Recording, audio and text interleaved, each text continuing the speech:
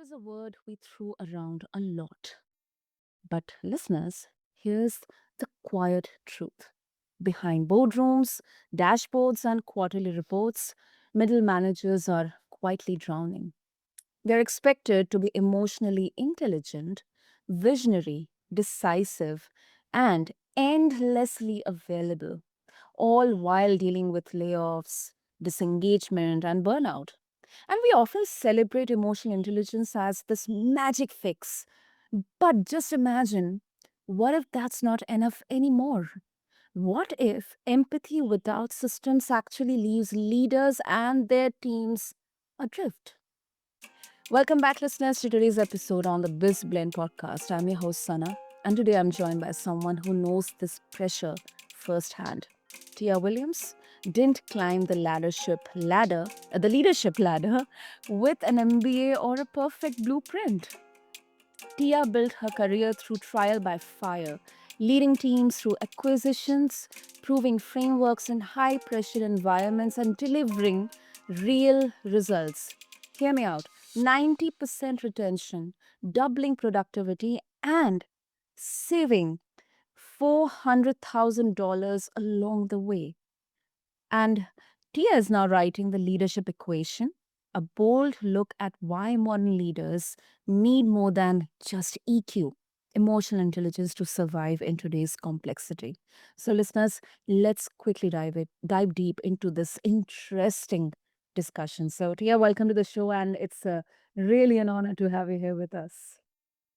Thanks for having me. I'm really excited about this discussion. I'm looking forward to it. Definitely, definitely. I think this is such a unique take on, primarily on EQ. Why? Because, personally, I believe until now, we were kind of in a journey to explore the importance of EQ or emotional intelligence, because that has been something, conventionally portrayed as a soft skill in the workplace settings. Now, I think we need to also explore the other side of the coin, that why just EQ is not enough. And of course, secondly, when it comes to middle management, I think we definitely need to talk about that. So with that, Tia, let's begin. Um, we hear so much about emotional intelligence as this golden ticket to leadership. Yeah. Why isn't that enough anymore? Well, things have really changed. First off, if you think about how leadership has evolved over time, we're dealing with a lot higher pressures. We're dealing with environments that are moving really rapidly. If you think about VC backed environments, you think about tech, and all these industries, everything is moving quickly. And the old leadership playbooks really just aren't enough anymore. Now, when it comes to EQ specifically, I don't want anybody to be confused. EQ is important. EQ is a foundational skill, but we need to evolve beyond EQ because EQ is really about self awareness. It's about understanding the emotions of others. But if you look at the real definition of EQ, it's about Mhm. awareness, it's not about action. So we need to evolve beyond that into relational intelligence. And relational intelligence is about taking action on the emotions that you've become aware of. And it's about navigating the complex web of cross-functional organizations to be able to get work done. Hmm.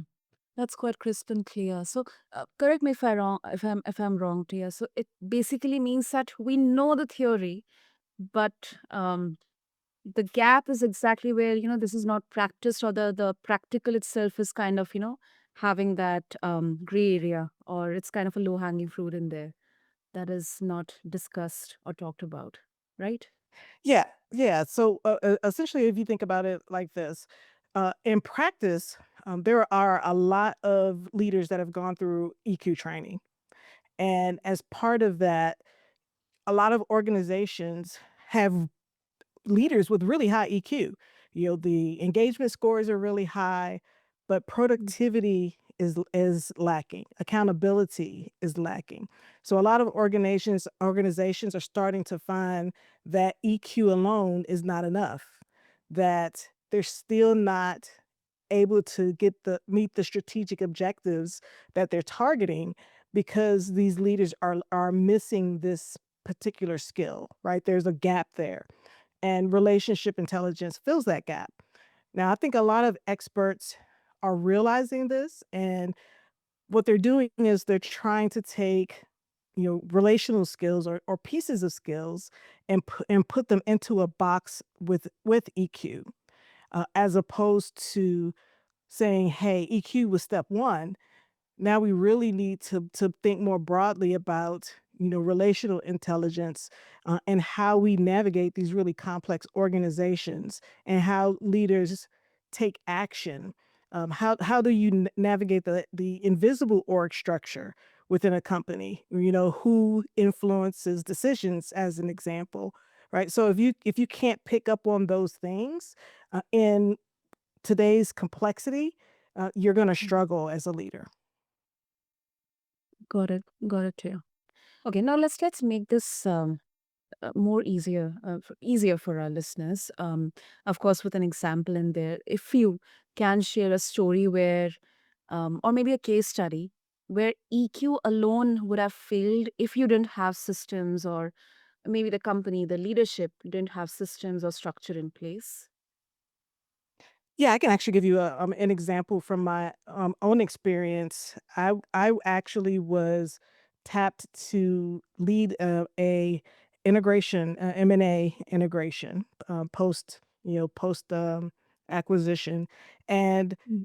I ended up with two teams. I had a team that was highly analytical, and I had a team that had high emotional intelligence. That these were the leaders, the leadership team. The team itself was about 100 people, so I had two groups of leaders.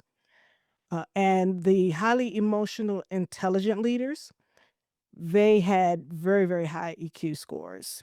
They connected with their teams really well, and you know they did all of the things that you traditionally think of someone who's highly emotional intelligent. They did all of those things really well, but Mm. their teams and where they fell short was in accountability. Their team's projects had more of a tendency to be late. They had a tendency to, um, be too empathetic. And what I mean by that is, they weren't holding their team members accountable. They actually had a tendency to, extend deadlines, trying to be helpful as opposed to saying, "Hey, we have deadlines for a reason. We can't just keep moving we can't keep moving the goalpost," as an Mm. example, right? So, that's a quick example of, those highly emotionally intelligent leaders. Now, the analytical leaders, they actually had the opposite problem. They were great at their teams finishing their projects on time. They, Yes. had their teams were accountable, and the challenge I had with them was the opposite, right? Their teams felt like they were too rigid, that they weren't empathetic to whatever the employee might be going through on a personal or professional level. And so what I actually ended up doing was integrating the two. I had to teach both sides to integrate both emotional intelligence and that analytical thinking together. Mhm. And that is in essence the basis of my equation or my formula, right? My framework. It's the leadership equation, and it's bringing the first part of it is bringing together that relational intelligence and analytical intelligence, because as modern leaders you need both. Wow. Like, dear, I really get that. I do really get that. And first of all, I think it's such a complex, like, it's kind of a difficult to balance both of these, Yes. because until now we have seen either of the extremes. um But then, and this is something personally I also, I discuss this a lot with whether it's my team members or partners, um, that I am empathetic. I hear you. Uh, I understand that you have some kind of personal or maybe professional gaps in there. But then when it comes to the hard realities, the numbers, the deliverables, the expectations, I think it's better to be direct than to sugarcoat everything. So it's Yes. like, having that hard, strict teacher who is equally empathetic. However, Yes. they'll definitely guide you to set on the right path. Yes, absolutely. And the challenge is really complex, like you say, and part of it is some of these middle managers have never been taught the right skills to be able to do that, right? They've never Mm. been taught how to actually lead, how to have hard conversations, right? There's a really big skill gap for middle leaders, and it's causing lots of problems for the middle managers and for their teams. Hmm. Yeah, and I think another uh, another I think kind of uh, problem or a kind of surprise can come. So, for example, if a team member is having a perception of their manager as somebody who is empathetic, sensitive, not sensitive in the sense they are easy to work with, um, they can be approached very easily, but then there's a sudden shift in terms of approaching from a work perspective. Let's say Mhm. in scenario team member is not able to perform or not able to work as per the expectations, then if there's a change in the kind of the discussion, then that's kind of a setback for the team member. It demotivates, and then there's a whole discussion around the communication gap, the kind of trust issues, and I think that relationship really really gets damaged in there. So yeah, this is real, this is real. Yeah, and I think that there's a way to do that, right? So a big part of it is the foundation. Do you have the right foundation in terms of a relationship with your employees? Hmm. That's the number one, because even when you have to give bad news, or even if you have to communicate in a hard conversation, if you have the right relationship, you built up psychological safety, you've done all of those relational things, that means you have built up equity, right? And that equity is something that you can use to help you have that hard conversation with the person. And it becomes about how you communicate, right? So, hey, look, here are the things that you're doing right. But we have this challenge, and we need to figure out how to help you grow, right? Because it's an opportunity for growth. So Yeah. how you have the conversation is just as important as having the conversation itself. I've had to have that conversation with lots of employees through the years, and the most successful conversations are the ones where you approach it as, yes, this is a challenge, but this is an opportunity, and I'm here to Mm. help you, right? Through this. I'm here to guide you through this, so that we make the best of that situation. And I've had many employees turn around from bad employees to being excellent employees, because of the way that that conversation was handled. Mm. Yes. I think the best thing is it is possible. There is a solution in there. So, Tia, as we have now got a very clear understanding of the status quo, the gap in there. Let's try to understand the solution. So, let's say if someone who's listening to us today, they wanted to start implementing or start with the execution, specifically around systems based leadership or relational intelligence. What's the first step? So I think the first step really is, if you're trying to implement it as a leader, you have to really co-create with your team.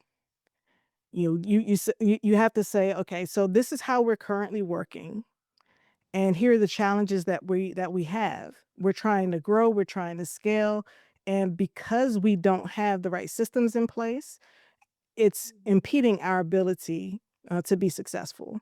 Right? So, communicating with your team that this is what we're trying to do, here's why we're trying to do it, and then co-creating with them so that they have ownership, as well. Because one of the mistakes that people or leaders can make is to make the change to their teams. People don't appreciate it when they feel like new processes or new implementations are done to them. Man, when you co-create those with them, they have ownership, and they're able to voice, challenges that maybe we don't see as leaders. So, by co-creating them, and then you ultimately saying, "Hey, okay, this is what the final process looks like," they're much more willing to, adopt and adapt as opposed to, the silent pushback, and you see longer term adoption, because you've taken that step. So to me, the first step is communicating with your team. This is what we're trying to achieve. Here's the challenge. Here's what's holding us back from meeting our ultimate objectives. Like long term, we want to continue to grow. And the way we're currently doing things will only take us this far. So step one is communicate, and then step two is co-create. Hmm. Yeah, yeah, and I think this is very, very powerful, because it definitely takes leadership out of the clouds and puts it into process. Almost like converting these soft skills or the wisdom into something which is definitely measurable and repeatable as well. Instead Exactly, of exactly. just, words like inspiring people or you are a part of this family and all that. So definitely, definitely, Tia.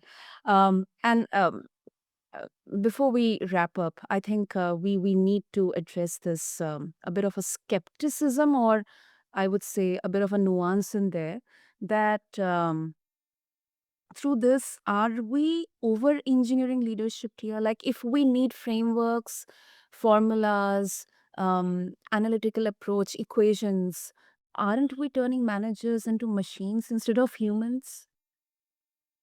Absolutely not. Right, so, first, my system is very much more like scaffolding than it is about being, rigid in terms of framework. It's really important that you have both, right? You need to have systems. Systems make leadership repeatable. If someone steps into a system, they have guidelines and guardrails that help them to see, where they need to go and how to get there, and you eliminate trial by fire, um, and it makes it scalable. That's what a system is all about. The relational intelligence, again, we're combining the 2. So, there are people who are highly analytical, who have problems understanding and connecting with, emotional intelligence, right? That's a right brain skill in their left brain. The thing that becomes important for them is, how do I actually process this emotional intelligence? And Mhm. the way I help them do that is by helping them to see emotional intelligence as data. So for people with analytical minds, it gives them a way to not just constantly be burned by trial by fire, but actually process, this is how, I need to apply emotional intelligence to the decisions that I'm making. And for that Mhm. person who's highly, emotional, right, or not emotional, but who is highly emotionally intelligent, for them, it goes from beyond, "Hey, I have this gut feeling, this is what I create the have creatively come up with." It takes Mhm. that and turns that into a data-backed, evidence-based approach. So if you go to a senior leader, you're able to say, "Hey, this is what I see needs to happen. Here's why," right? And that's your creative right brain. But then here's the data to back it up. so that you're and here are the metrics we can use to measure it. And it's not about the 2 being side by side, analytical and relational. It's about integrating the 2 for the best holistic approach as a leader. Exactly. I love that holistic approach. Oh, superb. And also, just a quick, uh, side or bite for the listeners. Tia, your journey is really, really unique because this is coming from someone who, um, I mean, there is no MBA, um, not that typical business background, which I absolutely personally admire. Um, because now it has kind of become, um expected that somebody who has that degree, they only have that capacity to speak, talk, and behave in that business language. But I do not agree. I do not agree personally. I may be wrong, but that's my personal viewpoint here. You built your career through trial by fire, you developed frameworks, and you are sharing these really, really practical, real, raw, ground insights. Um, so, I mean, how it has been? I mean, have you ever got pushback because of your background while introducing this approach to the leaders or the companies? So now, with the proven results that I have, I don't really get pushback the way that I did at one point throughout my career. Quite frequently, I would have to start over at the bottom, right? But I would quickly rise to leadership roles at every organization that I've ever worked for. So it's been very much about once people see what I'm able to do, there's no Mhm. question. All right. And now that I have, the social proof and the real world experiences that back all of that up, I don't get the same level of resistance that I once did. Brilliant. That's brilliant. Great. So, Tia, if our listeners they would like to connect with you and also get a hold of your upcoming book and all the resources that you are sharing, what would be the easiest way? The easiest way to is to connect with me on LinkedIn. So my LinkedIn username is Tia A Williams 2. That's TIAAWILLIAMS and the number 2. And I share updates on LinkedIn 5 days a week.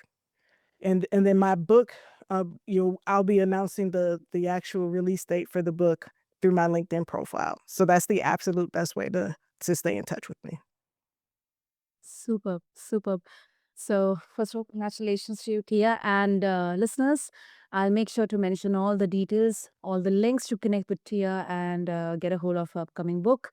Just refer to the show notes along with this episode on whichever platform you listen your podcast to. And thank you so much, Tia, for bringing such clarity and honesty to a conversation that I believe so many leaders are afraid to have. Thank you. Thank you. Thanks for having me. Great. And to all our listeners, I think this conversation it really breaks the myth of leadership as a personality contest. It's not about being the most charismatic or the most aggressive or empathetic or the most inspiring. It is about building something sustainable, repeatable, and real. That's what Tia reminds us. And with that, we conclude this episode of BizBlend. Until next time, this is your host Sana signing off. Thank you.